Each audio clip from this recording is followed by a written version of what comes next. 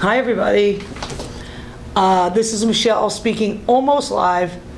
It is, I don't know, I think about 1:30, but I gotta do it a little bit earlier so I can get it on the in-house channel for you. We miss you. I know, well, hopefully you miss us, but we miss you a lot. Even though you don't see a lot of us, just know that everybody is working really hard. And we know that this is an unbelievably difficult time for everybody. It's difficult for us too. All we do is go to work and go home. So we're kind of in the same boat as you. And honestly, unless you're in the dining room, we don't see a lot of people because we're social distancing as much as possible. And I know you all are. And I know you get lonely, but please, please, we don't want anybody else sick. God forbid we don't want anyone else dying. Please stay in your apartments. If you have to go outside or you have to go somewhere, please social distance 6 feet and wear a mask. We've seen too many people around here not wearing masks. Now, if you don't have a regular mask, that's okay. A scarf, bandana if you have it. My friend's mom sent me from Pennsylvania these really nice masks. They're just cloth, and she knows how to sew, I don't, but they're comfy, and I just tie them around. We all look like bandits. Your mail and packages are being delivered to your apartments from the front desk. If you're expecting something that is perishable, just please call us and we will get it right up to you. I've worked the front desk a few times. When someone comes and says that they're waiting for something, I'm trying to turn my timer on. Okay. They're waiting for something that's perishable, we make sure someone brings it right up to you. So it's not going to sit down and melt, especially those of you who want ice cream. Someone had that delivered the other day. I really wanted to steal it. I didn't though, don't worry. They're being delivered. Mail is coming into the building via the post office, and then our staff is bringing it up to you. If something's missing or you think you're supposed to get something, please call us. We'll find it, or we'll ask the mailman. Some of the mail is a little slow right now because the post office is also challenged with illness and call-outs and people suddenly mailing a lot of things where we don't normally mail as much as we used to. In the meantime, the president wants to shut down the post office. That's, I guess, a great idea. Not. One of the things you can do to help the post office is call up. I don't know the number, I'm sorry. I'll post it somewhere. Call up and order a couple books of stamps. Put them on your credit card. They'll deliver them to you. If everybody solvent in America did that, they would raise $1.3 billion overnight. I ordered 2 books the other day.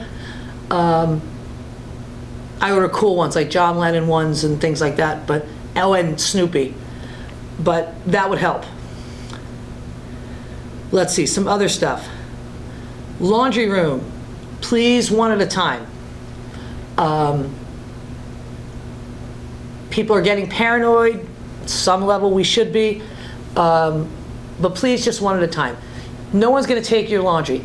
Put it in, come back in a few minutes, put it in the dryer, come back and get it. I know you don't wanna be in your apartments. I know that is a huge thing right now. We get it, and I'm gonna keep saying it, but please stay in, please stay in. Call your friends, call your family. I know a lot of you are doing that, but make a big effort, make a loop. Also, one of the things is we do have some residents calling other residents. Whoever you play cards with or mahjong or you have dinner with, call them every day. Look, no one's really doing anything, so you're probably home. Call them. Just me, myself, when I'm home, I call, there's a group of friends who I know live alone. I call members of my family, check on them, and it's every night a few phone calls, so you're socializing. Watch the stuff on the in-house channel. I know that everything that I've been running is not what you would personally like. I'm trying to mix it up as much as possible. And I'm going to get to that in a minute. Now, if you haven't been exercising, though Debbie has 2 exercise programs in the morning, I hope you're doing them. But if you're not, if you're feeling weak, your muscles are weak, if you're having a problem taking a shower because you're sedentary right now, and you feel like you need a little help, please call Esther in Agility. They are there, and they are going to apartments. They're like in full hazmat gear. We often don't recognize Umar or Esther, but they are coming to help, and Esther has some resources for you. So please call her if you need help. And what I always tell you forever and ever, turn off the news. There really is no such thing as breaking news right now. You know that, and I know it. I have been watching the Andy Cuomo show because I find that information accurate, and I have been watching part of Phil Murphy's briefings every day, so I know what's going on locally. But I'm not watching the Trump show anymore. That's taken over the NewsHour. That is guaranteed to induce anxiety. Absolutely guaranteed. Because even on the stage with his experts, he contradicts them. So that's not helpful for anyone's mental health. Don't. Watch the roundup at the 6 o'clock or 6:30 news, and then you'll find out anything you really need to know. But don't keep that on all day. There's nothing there. It's the same thing over and over and over again about the virus and hospital workers and things like that. That's not going to put you in a good mood. I don't know that any of us are in a good mood right now, so not just you. I force myself to turn off that TV, and that's what you should do. Now, as far as programs go, I want to send a special thanks to Debbie Roberts and Clint Edwards. I know you've seen them a lot. Debbie's getting us videos all the time. I'm switching them in and out. She's working. Clint Edwards has been doing the special shows for us from his living room, and he's very good. At this point, there's sort of a schedule. I've been running 1 opera a week. You've had a lot of concerts. The live stuff from the Globe, Shakespeare's Globe, the National Theater, Andrew Lloyd Webber's musicals, the Philharmonics, the symphonies. We've had Elton John, Adele, Peter, Paul and Mary, Sohail Nassari. I hope you saw the Joan Baez concert I ran maybe 2 weeks ago, because that was really good.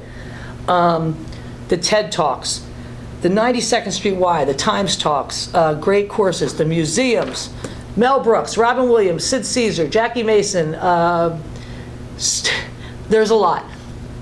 It's not the same as face-to-face. I fully realize that. But I'm doing the best I can. Now, I would really love suggestions if there's something that we're not doing that you want to say. But please do me a favor. I'm getting phone calls. Well, I should say this first and then do me a favor. I'm getting phone calls where some of you will say, oh, I don't really like opera. Okay. But a lot of people do. So you're probably not going to like every single program that I run on the in-house channel. And I don't think I could ever possibly satisfy every single person with every single program. Instead of calling and telling me that or leaving me a message, you know, Robin Williams curses.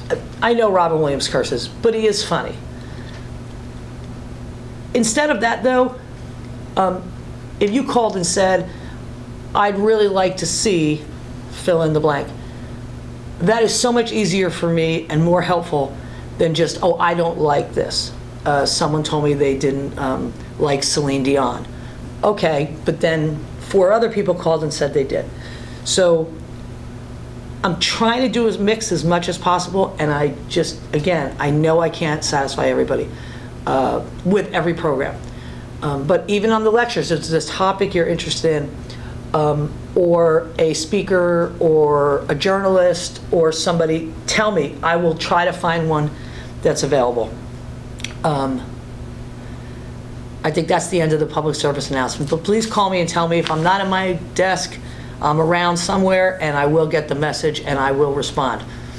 Now, because of the live programming or the stream programming from the Globe, National Theater, and Andrew Lloyd Webber, and the opera, sometimes they conflict with other things. I'm trying to get the Royal Ballet schedule down because they're apparently now releasing some of their content. So I'll try to get some of that in. So sometimes I can't do it, and I've also scheduled out for the week so I know we have access to it, and I've been trying to get that scheduled to you for the week on Fridays or Saturdays.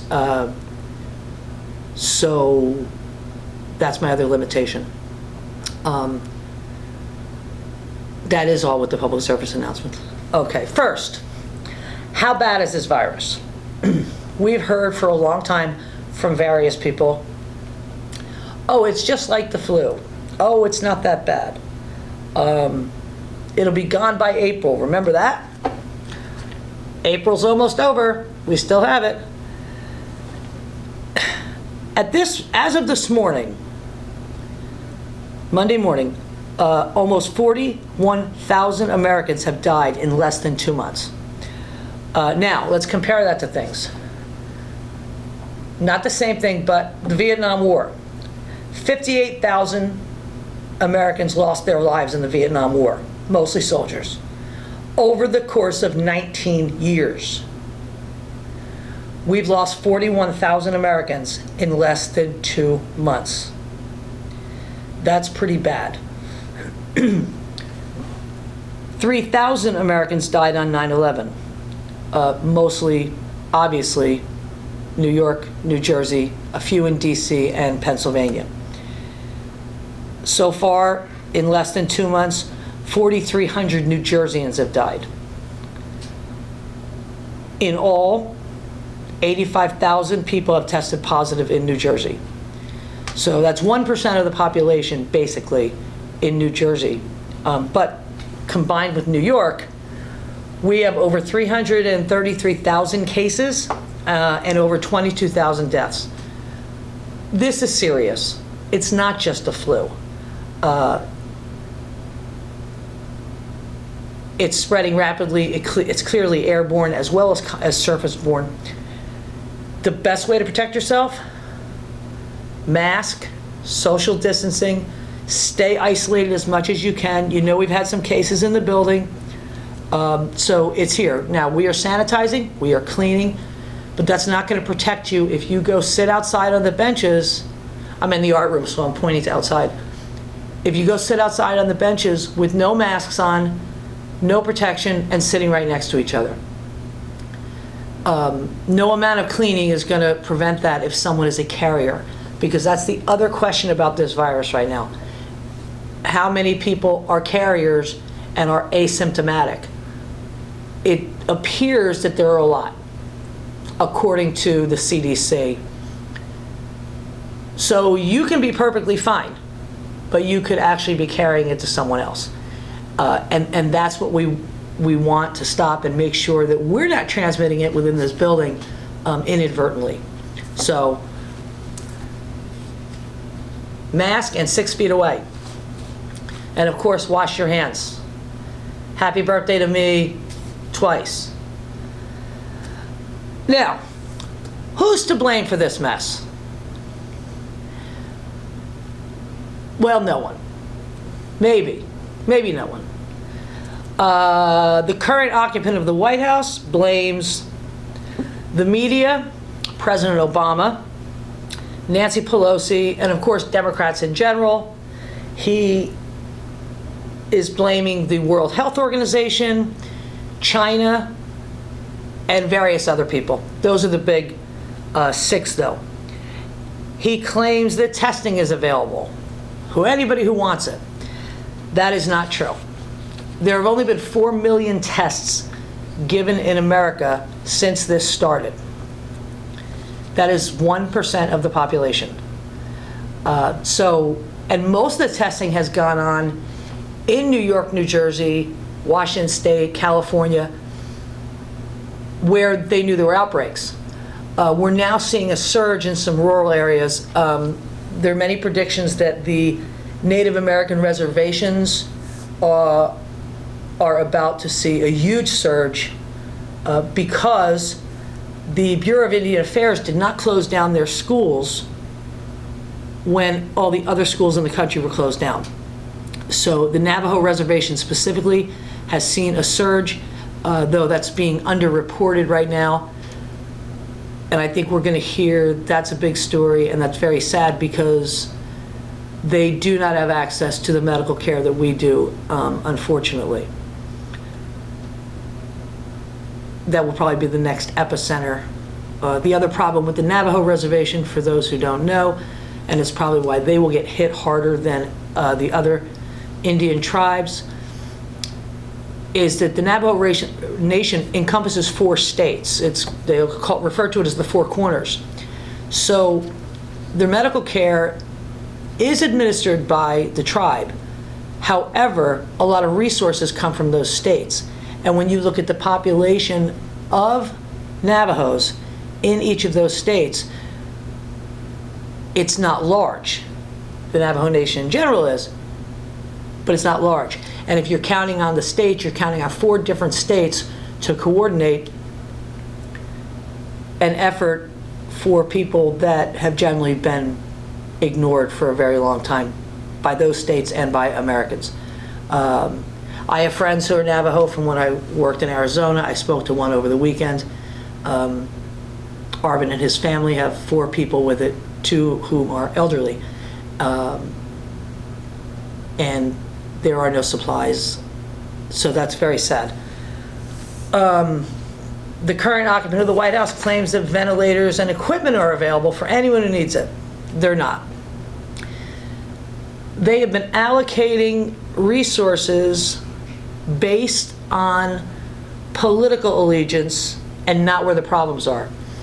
So, for example, some Republicans of states that have hardly any cases have received 1,000 ventilators. New York received 400 and kept asking and asking and asking, and they keep claiming, well, we sent 4,000 to New York. Well, but 2,000 are locked up in a federal facility as of yesterday. And this sort of bothers me because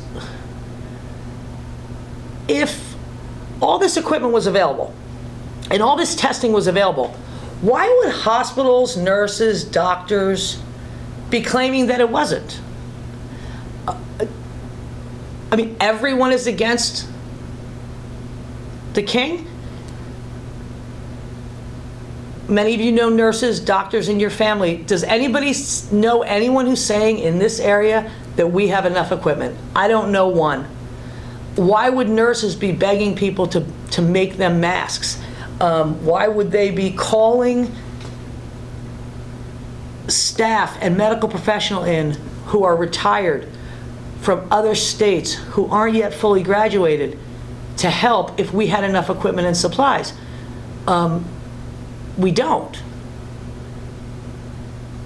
Now, obviously staff you would be recruiting, especially nurses, but this is a massive recruitment at this point in New York and New Jersey because we simply don't have enough staff, and the staff that is there is handling way too many patients at once. I know you've all seen the story about the Andover nursing home where 70 people have died. That's only 40 miles from here, by the way. Might not even be 40. By the time the staff was ill and it had transmitted through the building, there was one nurse and / staff member for every 75 people in there. That's not being prepared. And why couldn't that nursing home get staff? Because they're all in the hospitals. We still have frozen trucks acting as morgues at Bronx Montefiore and other urban hospitals. So for the current occupant of the White House to be claiming that all of these things are available and somehow everyone is just against him is absolutely absurd and typical. As usual, he's the victim. He's not. Now, is it his fault that we have a coronavirus epidemic, COVID epidemic in America? No. I know, I would like to blame him. You all know I would like to blame him. It is not his fault. What is his fault, though, is the delay in response. Now, as of the other day, he said the delay in response, well, he said it was the impeachment, he said it was the media. I mean, he's named a lot of groups for a delay in response to this. But we now know via the Washington Post and other news outlets that the World Health Organization was in contact with the White House from December on an almost daily basis.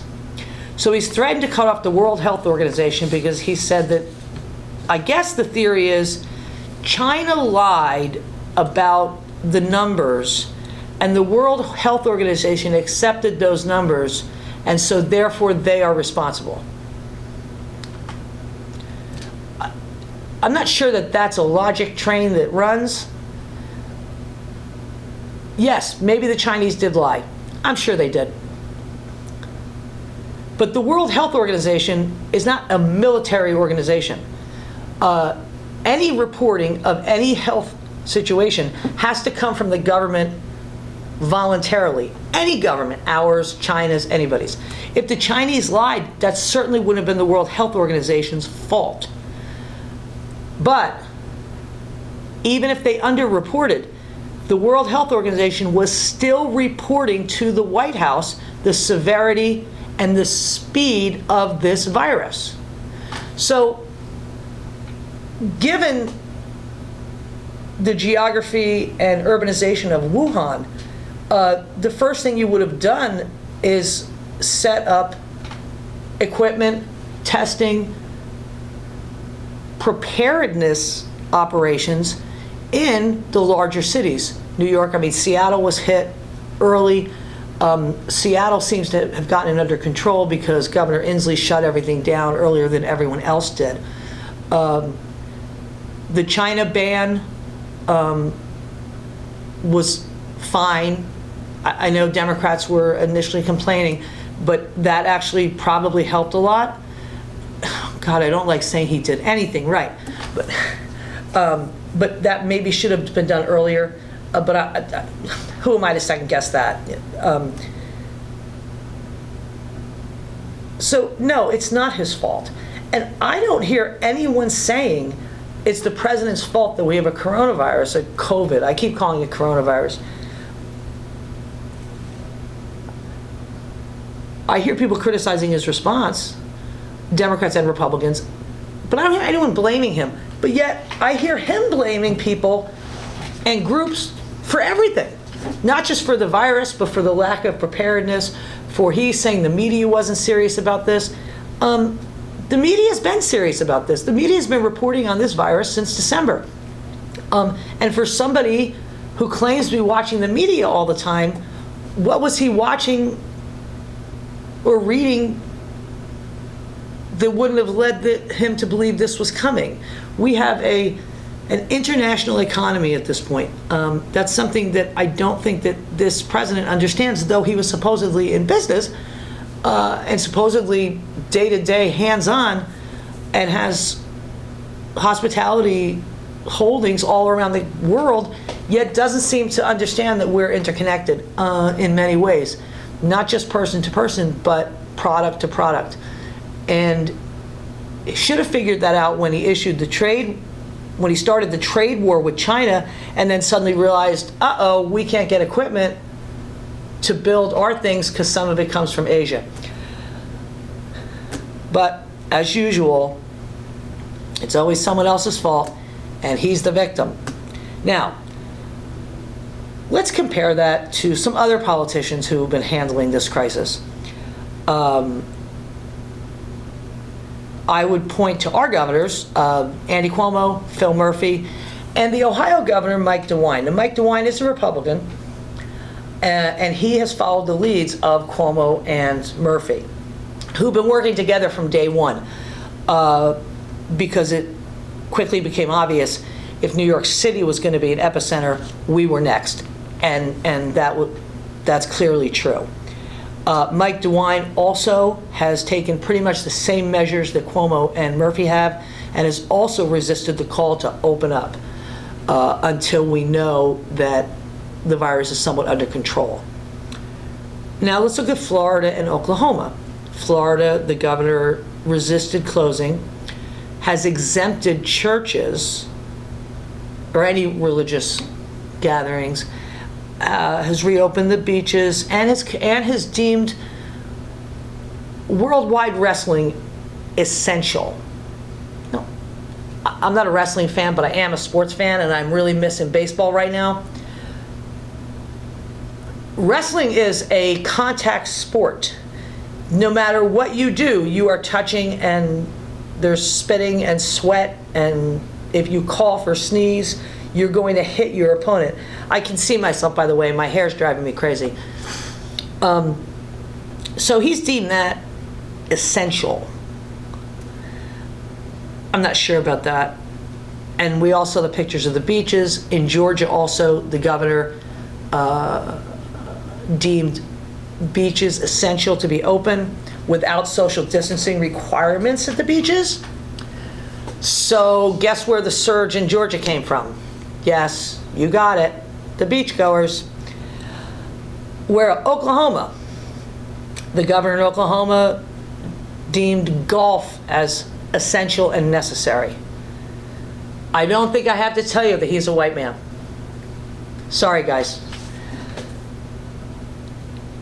So all these places are all the places that did not shut down and did not do what we've been doing, they haven't hit their peaks yet. If we continue to do what we're doing, according to the statistical models, New York, New Jersey, Connecticut, we've hit our peaks. So now it's just keeping the virus level down and making sure people don't spread, and making sure that people don't get complacent and spread it more. And then we should be okay.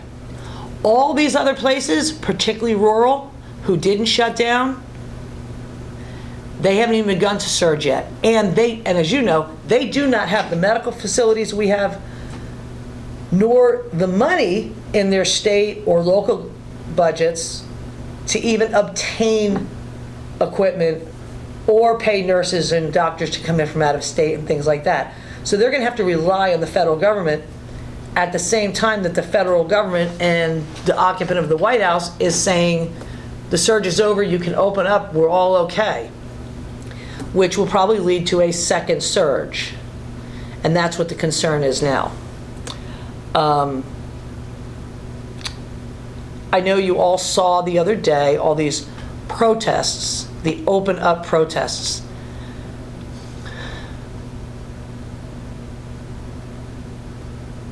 And I just want to talk about Michigan. These protests have been organized and paid for by right-wing groups. All right? Understand that. These are not pop-up protests. It's very similar to the Tea Party that the Koch brothers were financing. These are being financed by pro-Trump right-wing groups. In Michigan, now, why'd they pick Michigan? I'm giving you a minute to think about it. Bam! It's a swing state. You got it. And who's on the short list to become Joe Biden's vice presidential nominee? Gretchen Whitmer, the governor of Michigan. So the first one was Michigan, paid for by a group called the Michigan Freedom Fund and the Michigan Conservative Coalition, who also does business as the Michigan Trump Republicans. Now, who funds the Michigan Freedom Fund? The family of, drumroll, the family of our department, our Secretary of Education, Betsy DeVos. Don't believe me? Look it up. That's who's funding. They took ads on Facebook, ads on social media. They're not hiding it this time. That's who's funding it. Now, when I see all these people, and I did watch it, and I was appalled, I thought, though, when I saw the woman leaning down to the reporter and saying, "Look, I need my hair dyed," I did think of a lot of you and some of my coworkers here. We're all going to know what color hair you have. Me, I went gray a while ago. I'm totally safe. I suspect when we reopen or start reopening, we're going to see a lot of hats in the building, and I will make fun of you. Anyway, I thought, as this woman was claiming that's what her issue was, that she was going, her hair dye was running out, I thought, we've lost 4,300 people in New Jersey from this virus. We've lost 22,000 people in New York and New Jersey in this immediate area, and you're worried about your gray hair showing through. But supposedly, these are the very people who claim that we in the blue states are selfish and greedy and money-oriented, and we don't care about people, we're godless, whatever. And you're worried about your hair. I need a haircut, but I'll be okay.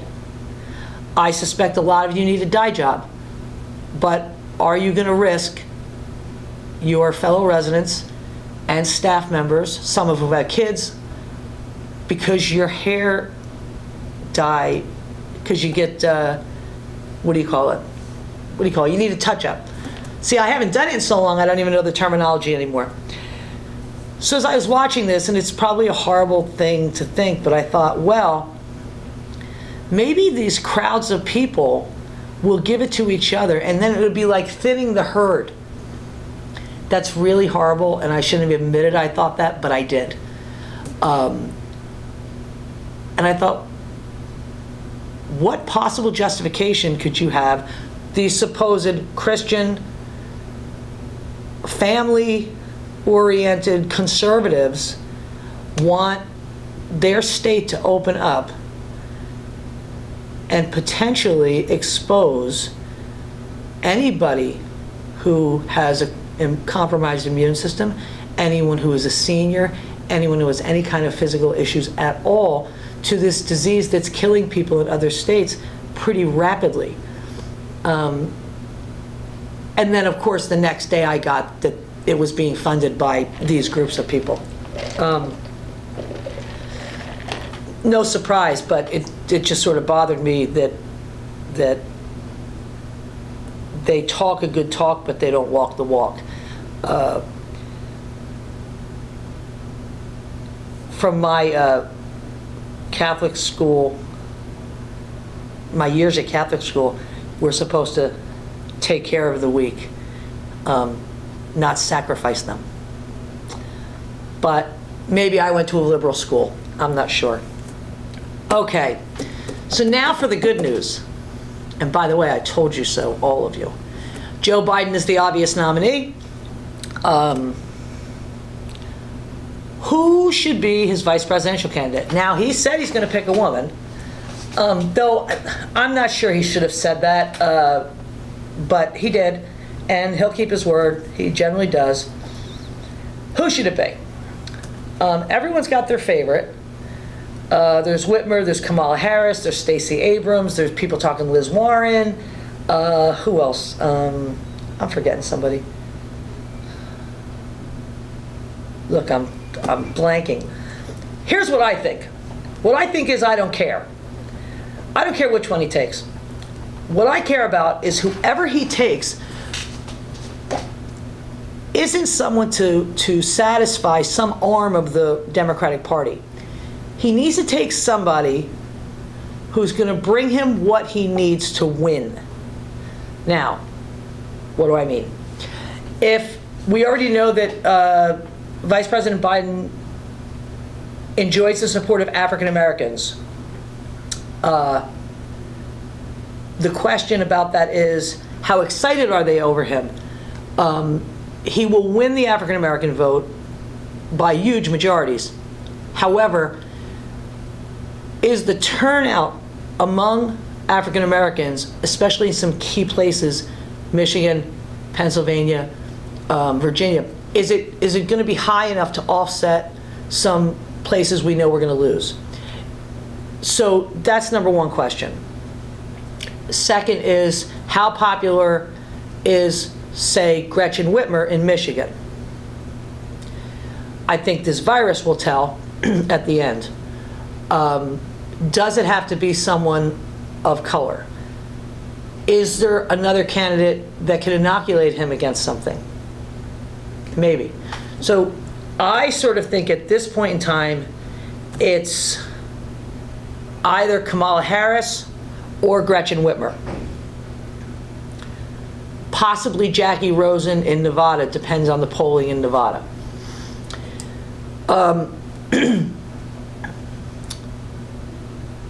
Kamala Harris to shore up the African American vote, and also I think she's very competent. But there's another reason for Kamala Harris. I think that what the Trump administration or the Trump campaign, it's one and the same. What I think they're going to do is I think they're going to go after Vice President Biden on his crime bill when he was in the Senate. Now, we all know that crime bill, which at the time seemed okay, has not turned out to be okay for the African American community. The 3 strikes you're out, the mandatory minimums, all these things have that caused mass incarceration of African American, particularly young men. That is a legitimate hit on the vice president, by the way. It's not unfair. Quite a few Democrats voted for it. Bill Clinton is the one that proposed it and got it passed. None of whom I think are, excuse me, inherently racist. Clearly, none of them thought that this would be a byproduct of that bill. How do you fix it? Well, this president blames Vice President Biden for it, and the other Democrats do, but yet none of them have really done anything to alter that bill or to amend it. Kamala Harris was a district attorney who was extremely hard on crime. She didn't like plea bargains. She didn't like violent offenders walking. A candidate like that can inoculate Vice President Biden against those attacks while shoring up some African American votes. And she is smart. She is educable. I don't get the impression that she thinks she knows everything. She is not an ideologue, which is a good thing. So that's the plus for her. Gretchen Whitmer, what's the plus for her? Only one thing, Michigan. If polling come July says if Whitmer's on the ticket, he wins Michigan, then maybe he picks Whitmer. So again, I'm in the I don't care category. I don't know that much about Gretchen Whitmer, frankly, but I do know she's popular in the state. And if that's what it takes, because we need to flip Pennsylvania, Michigan, and Wisconsin, or Ohio. That's it.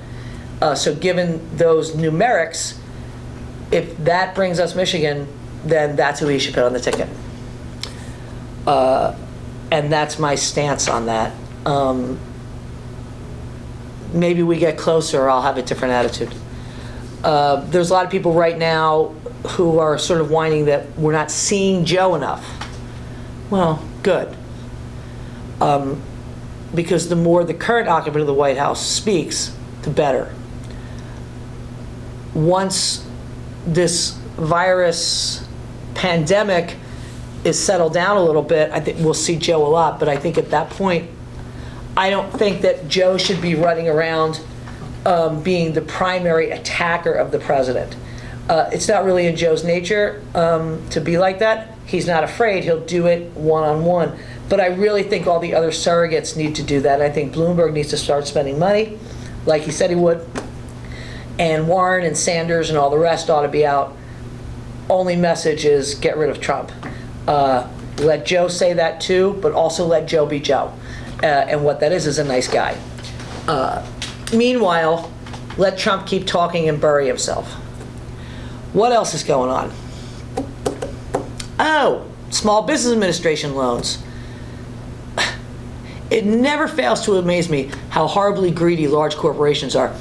And I shouldn't be.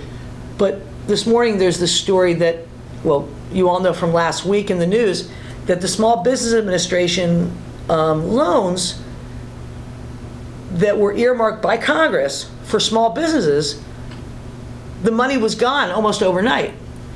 And now we find out that a bunch of national restaurant and hotel chains got money. Now, the three I looked at, Ruth's Chris Steakhouse, they have 150 locations. They're not franchised. So that's not a small business. They got $20 million. How many small businesses would have been able to keep their payroll active for $20 million? A lot. Potbelly sandwich shops, 400 locations around the country. They took $10 million. Shake Shack, $10 million. Now, they got caught today. They say they're returning it. Who in the Federal Small Business Administration approved those loans for those large corporations? That needs to be looked into, because these were loans that guaranteed no payback if you kept your payroll. So you have a small business with 10 employees and you're not having any business. You're a small restaurant with 7 employees. You got a loan. If you kept your employees on payroll, you would not have to pay it back. It's payroll protection. So how many of these businesses could not get loans last week to stay afloat because Ruth's Chris took $20 million? Call Josh Gottheimer, call Cory Booker, call Bob Menendez, say, we the taxpayers want that money back for small businesses, not for Ruth's, Potbelly, and Shake Shack. Okay. That sort of infuriated me this morning, more than almost anything. Did they not think they were going to get caught? Did they not think somebody would be watching this? And someone made a decision to apply for those loans. So find out who that was and find out who in the federal government actually approved those loans for them, and bring them in front of Congress. We'll see. Now, there's all this talk of opening up again and preparing to open up. Now, I'm okay with preparing to open up, but I'm not okay with, say, New Jersey opening up yet until we see like 0 deaths, 0 new cases. But what do we have to do to open up? Well, the first thing that makes me nervous is that we have no massive testing. We still have only tested 1% of the population. We know that Rutgers University, my niece's alma mater, has developed the quick, easy test. So that's being produced, mass-produced at this point. It wasn't Harvard, it wasn't MIT, it was Rutgers. My niece keeps reminding me of that. She told me the other day it wasn't American. I said, well, American isn't a big science school. She's still not letting it go. But they have, it is apparently accurate. And so we are proud of New Jersey, at least, and my niece's friends, who a bunch of them were science majors. We also have to do something that the South Koreans did, and that is that we have to employ tracers within the Board of Health. So if someone is infected, what the tracers do is trace who they were in contact with. Once we identify that group of people, they need to isolate. Because that's how this has happened. That's how the domino. In some cases, you don't know you had it. You're hanging out playing cards. Suddenly, 3 of the 4 people you play cards with have it. Now, in a building like this, we can contact trace pretty easy.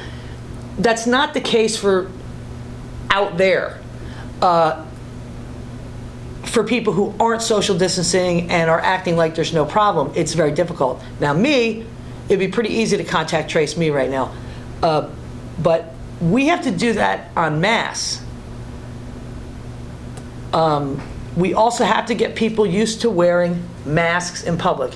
If we're gonna open up while people still have the virus or people are still contracting it, we've got to protect ourselves. Even a cloth mask will keep you from ingesting droplets, and washing your hands. You know, as soon as I walk in my house, when I leave here, I go home, I take everything off, put it in the washer, I take a shower.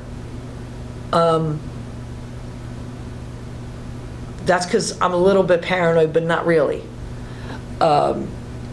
We also need to build up a stockpile of protective equipment and ventilators and other equipment that hospitals need, because if we have a surge in a rural area or in a semi-rural area, we have to get equipment to them very quickly, as well as doing the massive testing and contact tracing people. Okay, so, but it can't be political. This has to be FEMA, the military, distributing where it's needed, with no regard for the political alliance of the governor, the mayor, the locals. Doesn't matter. That's how this spreads.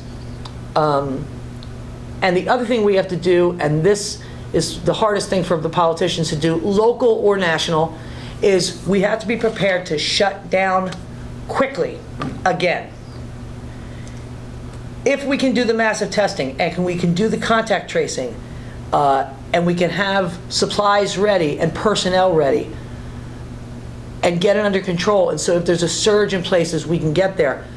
If we find that suddenly the instances are rising again and the deaths are going up, we have to shut down again. Now, we'll all hate that, but that's what we need to be prepared to do. And I'm not sure there's the will to do that in the current White House. And I think part of the reluctance for the governors in states that have been hit so hard to agree with the White House is just that. They don't think that they will agree to shut down again quickly if there's a resurgence. And that's a dangerous place for us to be. That's what I have for you today. We miss you, miss you, miss you. I'm going to try to do this now that I sort of have the scheduling under control and programming. I'm going to try to do this at least once a week. And I might, if I have time, do a little talk about one of the movies this week before you watch it. Stay safe, stay well, stay inside. If you can't, wear a cool mask, do a scarf. It is funny going to the store if you have to, though. I mean, I go in and get out, but it does look like you're walking into a robbery. So that, I'd like to see that around here if you're out. I should be worried that you're going to rob me. Have a good day. I will see you all soon. Bye.